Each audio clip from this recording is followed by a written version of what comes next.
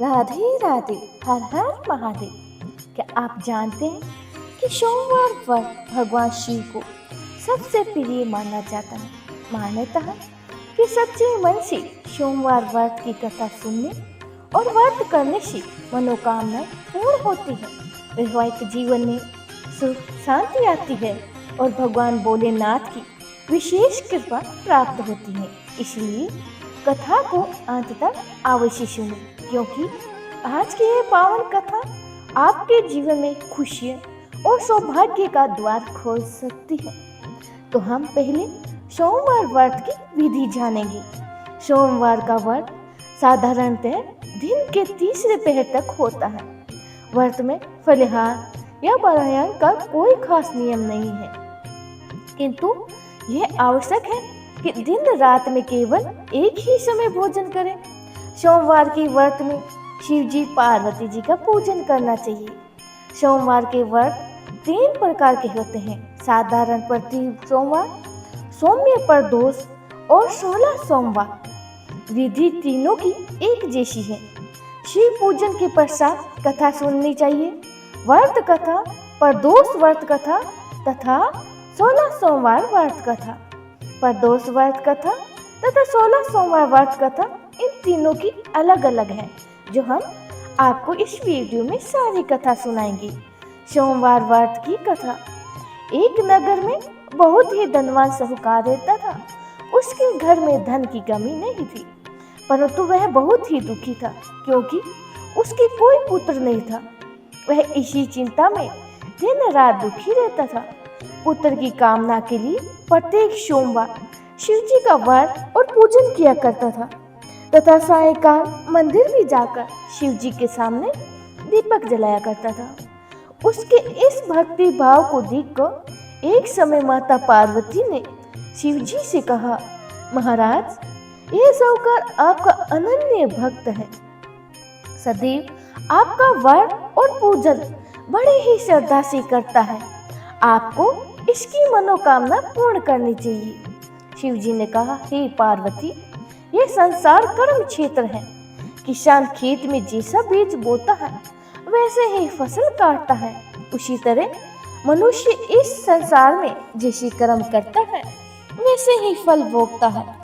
माता पार्वती ने अत्यंत आग्रह से कहा, महाराज, जब यह आपका अनन्य भक्त है और अगर इसको किसी प्रकार का दुख है तो आपको इसका दुख अवश्य दूर करना चाहिए। आप तो सदैव अपने भक्तों पर दयालु होते हैं और उनके दुखों को दूर करते हैं। यदि आप ऐसा नहीं करोगे तो मनुष्य आपका पूजन तथा व्रत क्यों करेंगे? माता पार्वती का ऐसा आग्रह देखकर शिव जी कहने लगे, हे पार्वती, इनके कोई पुत्र नहीं है। इसी चिंता से ये अति दुखी रहता है। इसके भाग्य में पुत्र न होने पर भी मैं इसको पुत्र की प्राप्ति का वर देता हूँ, परंतु वह पुत्र केवल 12 वर्ष तक ही जीवित रहेगा। इसके पश्चात वह मृत्यु को प्राप्त हो जाएगा। इससे अधिक मैं इसके लिए कुछ नहीं कर सकता। माता पार्वती और भगवान शिव का यह वार्तालाप साहूकार सुन रहा था। इससे उसको न कुछ प्रशंसा हुई और न ही कुछ दुख हुआ। वह पूर्व की तरह शिव जी का व्रत और पूजन करने लगा। कुछ समय के बाद साहूकार की स्त्री गर्भवती हुई और 10वें महीने ही उसके गर्भ से अति सुंदर पुत्र की प्राप्ति हुई। साहूकार के घर में बहुत ज्यादा खुशियां मनाई गई, परंतु साहूकार तो ये जानता था कि उसकी केवल 12 वर्ष तक की आयु है। इसीलिए उसने अधिक प्रसन्नता प्रकट नहीं की और न ही किसी को यह वेद बताया। जब एक बालक 11 वर्ष का हो गया तो बालक की माता ने उसके पिता से उसके विवाह करने के लिए कहा। साहूकार ने कहा, अभी मैं इसका विवाह नहीं कर सकता। मैं अपने पुत्र को काशी पढ़ने के लिए भेजूंगा। साहूकार ने बालक के मामा को बुलाकर उसको बहुत सा धन देकर कहा, तुम इस बालक को काशी पढ़ने के लिए ले जाओ और रास्ते में जिस स्थान पर भी जाओ यज्ञ तथा ब्राह्मणों को भोजन कराते जाना तथा दक्षिणा देते हुए जाना। दोनों मामा भांजे यज्ञ करते हुए और ब्राह्मणों को भोजन कराते हुए तथा दक्षिणा देते हुए काशी की ओर चल पड़े। रास्ते में उनको एक शहर पड़ा। उस शहर के राजा की कन्या का विवाह था, परंतु जो राजकुमार विवाह के लिए आया था वह एक आंख से काना था। उसके पिता को इस बात की बड़ी ही चिंता थी कि कहीं राजकुमार को देखकर राजकुमारी तथा उसके माता पिता विवाह के किसी प्रकार की अड़चन पैदा ना कर दे। जब उसने अति सुंदर सेठ के लड़के को देखा तो मन में विचार किया, क्यों ना द्वाराचार के समय इस लड़के को वर के लिए काम चला लिया जाए। ऐसा मन में विचार कर राजकुमार के पिता ने उस लड़के के मामा से बात की। वह राजी हो गए। फिर उस साहूकार के लड़के को वर के कपड़े पहनाकर तथा घोड़े पर बिठाकर कन्या के द्वार पर ले आए। सभी कार्य प्रसन्नता से पूर्ण हो गए। राजकुमार के पिता ने सोचा, यदि विवाह कार्य भी इसी लड़के से करा दिया जाए तो इसमें क्या बुराई है। ऐसा विचार कर लड़के और उसके मामा से कहा, यदि आप फेरे और कन्यादान के काम को भी करा दें तो आपकी बड़ी ही कृपा होगी। मैं इसके बदले आपको बहुत सारा धन दूंगा। दोनों ने इसी सहर्ष ही स्वीकार कर लिया और विवाह कार्य में बहुत ही अच्छी तरह संपन्न हो गया। शेठ का पुत्र जिस समय जाने लगा तो उसने राजकुमारी की चुनरी के पल्ले पर लिखा कि तेरा विवाह मेरे साथ हुआ है, परंतु जिस राजकुमार के साथ तुम्हें भेजा जा रहा है वह एक आंख से काना है। मैं काशी पढ़ने जा रहा हूँ। शेठ के लड़के के जाने के पश्चात राजकुमारी ने जब अपनी चुनरी पर ऐसा लिखा हुआ पाया तो उसने काने राजकुमार के साथ जाने से मना कर दिया। उसने अपने माता पिता को सारी बात बता दी और कहा कि यह मेरा पति नहीं है, मेरा विवाह इसके साथ नहीं हुआ है, इसके साथ मेरा विवाह हुआ ही नहीं। जिसके साथ मेरा विवाह हुआ है वह तो काशी पढ़ने गया है। राजकुमार के माता पिता ने अपनी कन्या को विदा नहीं किया और बारात वापस चली गई। उधर सेठ का लड़का और उसका मामा काशी पहुंच गए। वहां जाकर उन्होंने यज्ञ कराया और लड़के ने पढ़ना शुरू कर दिया। जिस दिन लड़के की आयु 12 वर्ष की हुई उस दिन उन्होंने यज्ञ रखा था। लड़के ने अपने मामा से कहा, मामा जी आज मेरी तबीयत कुछ ठीक नहीं लग रही है। मामा जी ने कहा, अंदर जाके सो जाओ। लड़का अंदर जाके सो गया और थोड़ी ही देर में उसके प्राण निकल गए।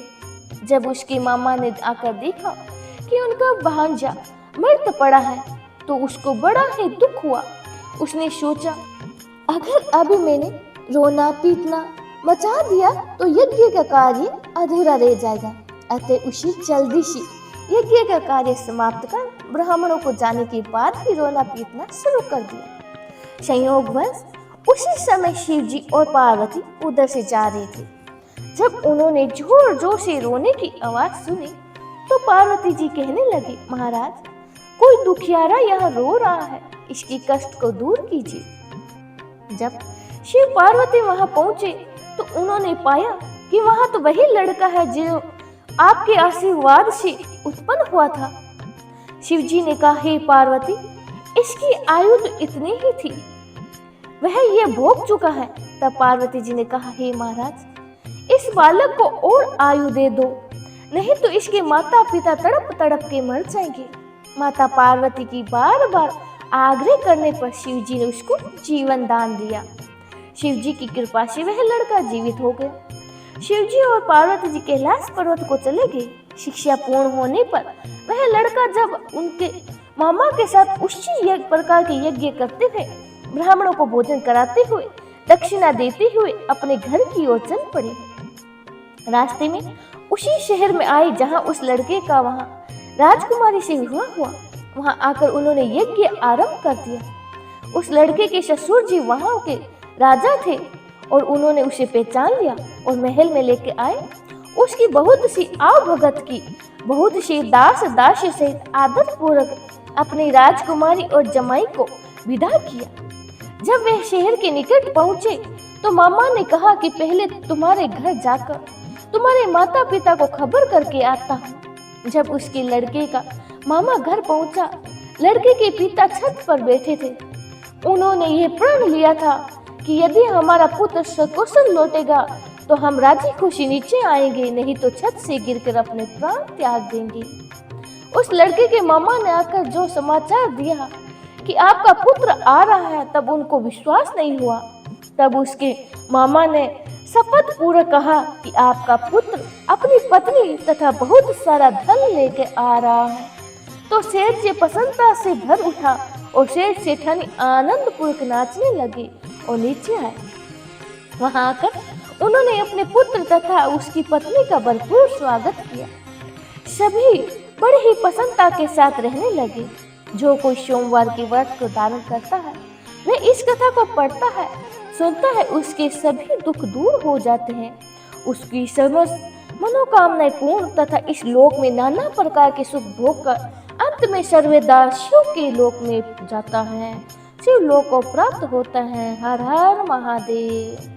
बोलो शिव शंकर भोले भंडारी की जय हो। अब हम शुरू करते हैं 16 सोमवार व्रत कथा। मृत्यु लोक में भ्रमण करने की इच्छा कराकर एक समय श्री भूतनाथ भगवान भोलेनाथ माता पार्वती के साथ मृत्यु लोक में पधारे। भ्रमण करते करते दोनों विधवर देवांतगत अमरावती नाम की अति रमणीक नगरी में पहुंचे। अमरावती नगरी अमरापुरी के सदर्शन सब प्रकार के सुखों से परिपूर्ण थी। उसमें वहां के महाराज द्वारा बनाया गया अति रमणीक शिव जी का मंदिर भी था। भगवान शंकर भगवती पार्वती के साथ उस मंदिर में निवास करने लगे। एक समय माता पार्वती भगवान भोलेनाथ को प्रसन्न देख मनोविनोद करने की इच्छा से बोली, हे हेमराज, आज तो हम दोनों चौपड़ खेलेंगे। शिव जी ने प्राण प्रिया की बात मान ली और चौपड़ खेलने लगे। उसी समय मंदिर का पुजारी ब्राह्मण मंदिर में पूजा करने आया।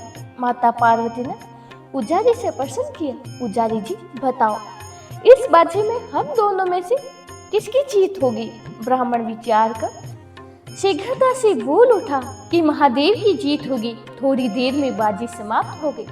माता पार्वती की विजय हुई। पार्वती जी बहुत क्रोधित हुई और ब्राह्मण को झूठ बोलने के अपराध में श्राप देने को उद्यत हुई। भोलेनाथ ने माता पार्वती को बहुत समझाया, परंतु उन्होंने ब्राह्मण को कोढ़ी होने का श्राप दे दिया।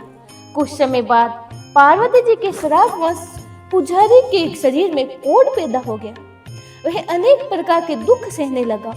पुजारी को श्राप कष्ट भोगते हुए जब बहुत दिन हो गए, तब एक दिन देवलोक की अप्सरा शिव जी की पूजा हेतु उसी मंदिर में पधारी।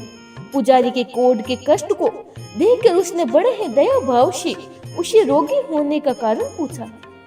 पुजारी ने निसंकोच सारी बात बता दी। वह अप्सराएं बोली, हे पुजारी, अब तुम अधिक दुखी मत होना। भगवान शिव तुम्हारे कष्ट को दूर कर देंगे। तुम सब व्रतों में श्रेष्ठ 16 सोमवार की व्रत भक्ति भाव से किया करो। पुजारी ने अप्सरा से 16 सोमवार व्रत की विधि पूछी। अप्सरा ने बताया, सोमवार को भक्ति के साथ व्रत करें, श्रेष्ठ वस्त्र पहने, संध्या व उपासना के बाद आधार शेर गेहूं का आटा ले, उसके 3 अंग बनाए और घी, गुड़, दीप नैवेद्य, पुलुंग पुल्त, बेलपत्र, जनेऊ, जोड़ा, चंदन, अक्षत, पुष्प आदि के द्वारा प्रदोष काल के समय भगवान भोलेनाथ की विधि पूर्वक पूजन करें। तत्पश्चात 3 अंगों में शीश एक शिव जी को अर्पण करें, बाकी 2 को शिव जी का प्रसाद समझकर उपस्थित जनों में बांट दे और आप भी प्रसाद प्राप्त करें। इस विधि से 16 सोमवार व्रत करें। 16वें सोमवार को भगवान से पवित्र गेहूं के आटे की बाटें बनाए, उसमें घी और गुड़ मिलाकर चूरमा बनाए, भगवान भोलेनाथ को भोग लगाकर उपस्थित भक्तों में बांट दे। इसके बाद कुटुंब सहित प्रसाद ले तो शिव जी की कृपा से उनके सभी मनोरथ पूर्ण हो जाते हैं। ऐसा कहकर अप्सराएं स्वर्ग लोक को चली गई। ब्राह्मण ने यथा विधि 16 सोमवार का व्रत किया तथा भगवान शिव की कृपा से रोग मुक्त होकर आनंद से रहने लगा। कुछ दिन बाद शिव जी और पार्वती फिर उस मंदिर में पधारे। ब्राह्मण को निरोग देखकर पार्वती जी ने ब्राह्मण से रोग मुक्त होने का उपाय पूछा, तो ब्राह्मण ने उस व्रत विधि पूछकर स्वयं व्रत करने को तैयार हो गई। व्रत के करने के बाद उनकी मनोकामना पूर्ण हुई। तब उनके रूठे हुए पुत्र स्वामी कार्तिकेय स्वयं माता के आज्ञाकारी हुए। कार्तिकेय जी को यह विचार पवित्र परिवर्तन का रहस्य जानने की इच्छा हुई, तो माता से बोला, हे माता, आपने ऐसा कौन सा उपाय किया जिससे मेरा मन आपकी ओर आकर्षित हुआ? पार्वती जी ने वही 16 सोमवार व्रत करने की कथा सुनाई। कार्तिकेय जी ने वही 16 सोमवार व्रत की कथा सुनाई। कार्तिकेय जी ने कहा, इस व्रत को मैं भी करूंगा, क्योंकि मेरा प्रिय मित्र ब्राह्मण बहुत ही दुखी दिल से परदेश गया है और मेरी उससे मिलने की बहुत ही इच्छा है। कार्तिकेय जी ने भी इस व्रत को किया और उनका प्रिय मित्र मिल गया। मित्र के इस आश्चर्य मिलन का वेद कार्तिकेय जी से पूछा, तो वे बोले, मित्र, हमने तुमसे मिलने की इच्छा से 16 सोमवार का व्रत किया था। अब तो ब्राह्मण मित्र को अपने विवाह की बड़ी ही इच्छा हुई। उसने कार्तिकेय जी से व्रत की विधि पूछी और यथाविधि व्रत किया। व्रत के प्रभाव से जब वह किसी कार्यवश विदेश गया तो वहां के राजा की लड़की का स्वयंवर था। राजा ने प्रण लिया था कि जिस राजकुमार के गले में सब प्रकार की श्रृंगारित हथेलियां माला डालेगी, उसी के साथ मैं अपनी प्यारी पुत्री का विवाह करा दूंगा। शिव जी की कृपा से वह ब्राह्मण स्वयंवर देखने की इच्छा से गया। राजसभा में एक और बैठ गया। नियत समय पर हथनी आई और उसने जयमाला उस ब्राह्मण के गले में डाल दी। राजा ने अपनी प्रतिज्ञा के अनुसार बड़े ही धूमधाम से अपनी कन्या का विवाह उस ब्राह्मण के साथ कर दिया। ब्राह्मण को बहुत सा धन देकर मान सम्मान के साथ वहां से विदा कर दिया। ब्राह्मण सुंदर राजकुमारी को पाकर सुख से जीवन व्यतीत करने लगा। एक दिन राजकन्या ने अपने पति से प्रश्न किया, हे प्राणनाथ, आपने ऐसा कौन सा भारी पुण्य किया था जिसके प्रभाव से हथनी ने सब राजकुमारों को छोड़कर आपको वर्ण किया?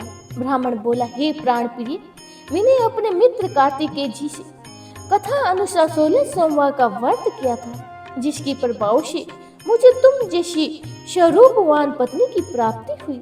व्रत की महिमा सुनकर राजकन्या को भी बड़ा ही आश्चर्य हुआ। वह भी पुत्र की कामना करके व्रत करने लगी। शिव जी की दया से उसके गर्भ में एक अति सुंदर, सुशील, धर्मात्मा और विद्वान पुत्र उत्पन्न हुआ। माता पिता दोनों उस देवी पुत्र को पाकर अति प्रसन्न हुए। उसका लालन पालन भली प्रकार करने लगे। जब पुत्र समझदार हुआ तो उसे एक दिन उसने अपनी माता से प्रश्न किया, हे माता, तुमने ऐसा कौन सा व्रत एवं तप किया था जो मेरे जैसा पुत्र तुम्हारे गर्भ में से उत्पन्न हुआ? माता ने 16 सोमवार व्रत की कथा पुत्र को बतलाई। पुत्र ने सब तरह के मनोरथ पूर्ण करने वाले सरल व्रत को सुनाया तो वह राज अधिकारी पाने की इच्छा से हर सोमवार को यथाविधि ये व्रत करने लगा। व्रत शुरू होने के बाद एक देश के वृद्ध राजा ने दूतों ने आकर उसको राजकन्या के लिए वर्ण किया। राजा ने अपनी पुत्री का विवाह ऐसे स्वर्ण गुण संपन्न ब्राह्मण युवक के साथ करके बड़ा ही सुख प्राप्त किया। वृद्ध राजा के देहघात होकर जाने से इसी ब्राह्मण युवक को सिंहासन पर बिठाया गया, क्योंकि देवंतगत राजा के कोई पुत्र नहीं था। राज्य का उत्तराधिकारी होकर वह ब्राह्मण पुत्र 16 सोमवार का व्रत करता रहा। जब 17वां सोमवार आया, विप्र पुत्र ने अपनी प्रियतमा से पूजन सामग्री लेकर शिव जी की पूजा की और शिवालय में चले जाने को कहा, परंतु उसकी पत्नी ने उसकी आज्ञा की परवाह न की। दास दासी द्वारा सब सामग्रियां शिवालय भिजवा दी गई, परंतु आप नहीं गई। जब राजा ने शिव जी का पूजन समाप्त किया तब आकाशवाणी हुई, हे राजा, अपनी इस रानी को राजमहल से निकाल दे, नहीं तो यह तेरा सर्वनाश कर देगी। आकाशवाणी सुनकर राजा ने आश्चर्य का ठिकाना नहीं रहा। उसने मंत्र न घुण से आकर अपने सभासदों को बुलाकर पूछा कि मंत्रियों ने मुझे आज शिवजी की आकाशवाणी हुई है, राजा तू इस रानी को निकाल दे, नहीं तो तेरा सर्वनाश हो जाएगा। राजा ने, राज्य में मंत्री ने तथा सभासद से सभी ने सब विस्मय में और दुख में डूब गए, क्योंकि जिस कन्या के कारण राज्य मिला है, राजा उसी को कैसे निकाल सकते हैं? ये कैसे हो सकता है? राजा ने अपनी पत्नी को राजमहल से निकाल दिया। रानी दुखी हृदय से भाग्य को कोसती हुई नगर के बाहर चली गई। बिना पद तथा फटे वस्त्र पहने हुए भूख से दुखी धीरे धीरे चलकर एक गांव में गई। वहां पहुंचकर वहां एक बुढ़िया सूत काट कर बैठी बेचने जाती थी। रानी की करुण दशा देखकर बोली, चल तू भी मेरे साथ सूत बिकवा दे। मैं वर्द हूँ, भाव नहीं जानती हूँ। ये बात सुनकर रानी ने बुढ़िया के सिर से सूत की गठड़ी उतारकर अपने सिर पर रख ली। थोड़ी देर बाद आंधी आई और बुढ़िया का सूत पोतली सहित उड़ गया। बेचारी बुढ़िया पछता रही थी और रानी को अपने से दूर करने को कहा। इसके बाद रानी एक तेली के घर गई तो शिवजी के प्रकोप के कारण तेली के सब मटके उसी क्षण चटक गए। तेली ने भी रानी को अपने घर से निकाल दिया। अत्यंत दुख पाती हुई रानी एक नदी के तट पर गई तो नदी का समस्त जल सूख गया। तत्पश्चात रानी एक वन में गई तो वहां का सरोवर में पानी पीने गई। उसके हाथ के स्पर्श होते ही सरोवर नील कमल के समान जल असंख्य कीड़ा में होकर गंदा हो गया। रानी ने भाग्य पर दोषारोपण करते हुए उस जल को पीकर पेड़ की शीतल छाया में विश्राम करना चाहा, परंतु रानी जिस पेड़ के नीचे जाती उस पेड़ के पत्ते तत्काल ही टूट कर गिर जाते। वन सरोवर जल की ऐसी दशा देखकर गौ चराते ग्वाले ने अपने गुसाई जी से, जो उस जंगल में स्थित मंदिर में पुजारी थे, यह बात बताई। गुसाई जी के आदेश अनुसार ग्वाले रानी को पकड़कर गुसाई जी के पास लाए। रानी की मुख क्रांति और शरीर शोभा देख गुसाई जी जान गए कि अवश्य ही कोई विधि गति की माली कुलहीन स्त्री है। पुजारी ने रानी से कहा कि पुत्री, मैं तुमको अपनी पुत्री के समान रखूंगा, तुम मेरे आश्रम में रहो, मैं तुमको किसी प्रकार का कष्ट नहीं दूंगा। गुसाई जी के वचन सुनकर रानी को धीरज हुआ, वह आश्रम में रहने लगी। रानी जी भोजन बनाते उसमें कीड़े पड़ जाते, जल भरकर लाते उसमें कीड़े पड़ जाते। रानी की यह दशा देख गुसाई जी भी बहुत दुखी हुए और रानी से बोले, हे बेटी, तुम्हारे ऊपर कौन से देवता का करोप है जिससे तुम्हारी ऐसी दशा हुई है? पुजारी की बात सुनकर रानी ने शिवजी महाराज के पूजन का बहिष्कार करने वाली बात बतलाई। तो पुजारी शिवजी महाराज के अनेक प्रकार की स्तुति करते हुए रानी से बोले कि हे पुत्री, तुम सब मनोरथ करने वाले 16 सोमवार व्रत करो, उसके प्रभाव से अपने कष्ट से मुक्त हो जाओगी। गुसाई जी की बात मानकर रानी ने 16 सोमवार व्रत किया। 17वें सोमवार को विधिवत सहित भगवान का पूजन किया। उस पूजन के प्रभाव से राजा के हृदय में विचार उत्पन्न हुआ कि रानी के लिए बहुत समय व्यतीत हो गया है, न जाने कहां कहां भटकती होगी, उसे ढूंढना चाहिए। ये सोच के रानी को तलाश करने के लिए राजा ने चारों दिशाओं में दूत भेज दिए। वह दूत रानी को ढूंढते हुए पुजारी के आश्रम में जा पहुंचे। वहां रानी को पाकर पुजारी से रानी को अपने साथ ले जाने का आग्रह करने लगे। परंतु पुजारी ने मना कर दिया। दूत चुपचाप लौट आए और महाराज को रानी का पता बतलाया। रानी का पता पाकर राजा स्वयं ही पुजारी के आश्रम में आ पहुंचा। पुजारी से कहा, हे महाराज, जो देवी आपके आश्रम में बैठी है वह मेरी पत्नी है। शिवजी के प्रकोप से मैंने इसे त्याग दिया था, अब इस पर से शिवजी का प्रकोप शांत हो गया है, इसीलिए मैं इसे लेने आया हूँ। आप इसको मेरे साथ जाने की आज्ञा दीजिए। गुसाई जी ने राजा के वचन को सत्य समझकर रानी को राजा के साथ जाने की अनुमति दे दी। गुसाई जी की आज्ञा पाकर प्रसन्न होकर राजा के साथ महल में आई। नगर वासियों ने नगर द्वारा तथा नगर को तोरण एवं बंधनमालों से विधिवत विधि से सजाया और घर घर में मंगल गान गाने लगे।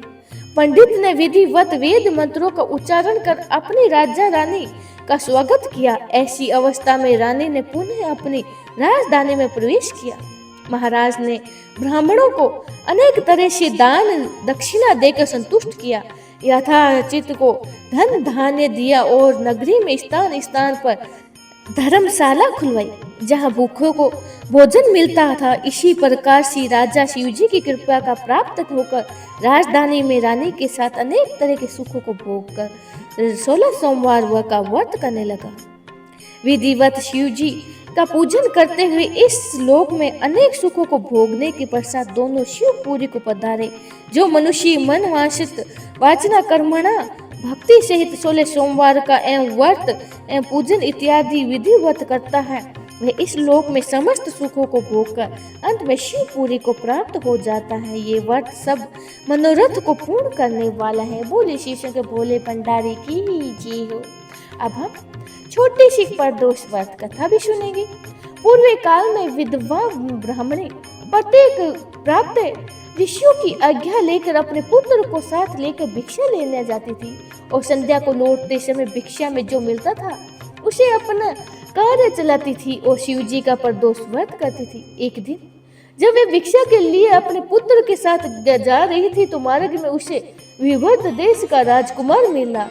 शत्रुओं ने भी उसे उसकी राजधानी से बाहर निकाल दिया और उसके पिता को मार दिया था।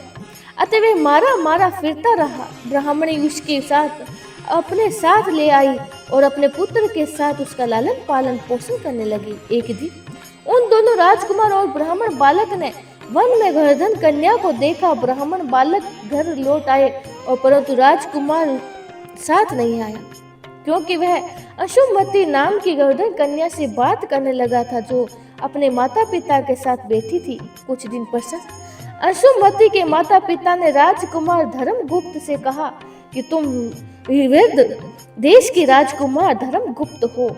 हम श्री शंकर जी की आज्ञा से अपनी पुत्री अंशुमती का विवाह तुम्हारे साथ कर देंगे। राजकुमार धर्मगुप्त का विवाह अंशुमती के साथ हो गया। बाद में राजकुमार ने वर्धन राज की सेना की सहायता से विधवा देश पर अधिकार कर लिया और ब्राह्मणी के पुत्र को उसने अपने देश का मंत्री बना लिया। यथार्थ में सब यह ब्राह्मणी के प्रदोष व्रत करने का फल था। प्रदोष व्रत संसार में प्रतिष्ठित हुआ। बोले श्री शंकर भोले भंडारी की जय हो।